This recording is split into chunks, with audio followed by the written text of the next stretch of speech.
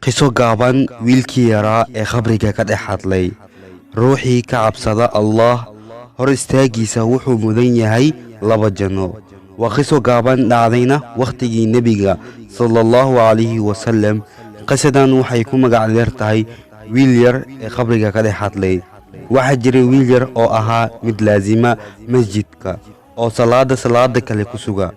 wuxuu ahaa wiil caado ka dhigtay markuu salaada cishaha tukado inuu aabihiis markaas duq ahaa booqdo.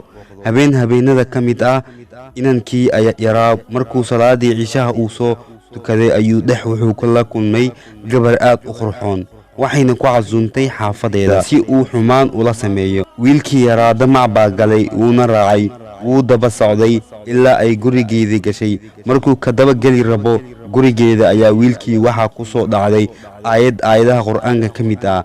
aayadaas waxay ahayd ina aladiina ittaqow idaa massahum daa'ifun min ashaytaani tadakkaruu fa idaa hum mubsiruun. kuwa dhowrsaday hadduu taabto shaytaan waxay xasuustaan allah oo way waantowaan wayna arkaan xaqa.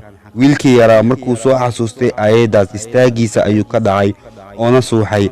habeenkii 3 meelood markay meel tagtay ayuu soo kacay.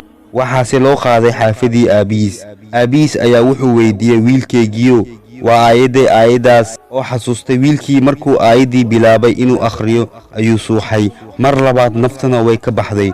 cumar bin khadaab ayaa maqlay qisadii wiilkii, wuxuuna go'aansaday inuu booqdo khabrigii wiilkii. wuxuuna ku dhahay fulaan ibnu fulaan, wuxuuna ku dul akhriyay aayadan waliman qaafa maqaama rabbihi jannataan. wiilkii ayaa wuxuu ka dhex jawaabay qabriga dhexdiisa, eebbahay wuxuu jannada i siiyey cumaroo 2 jeer.